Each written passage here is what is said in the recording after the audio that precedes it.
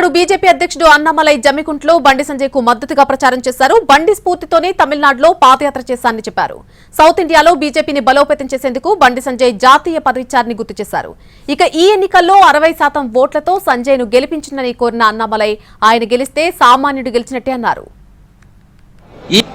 బండి సంజయ్ గారు we all know there is a definition of leadership, how a leader should be. A leader should be from the ground. He should reflect the people's aspiration.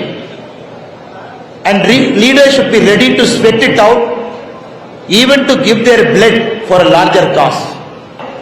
Yen Man Yen Makkal Yatra was designed based on Bandi Anna's Yatra.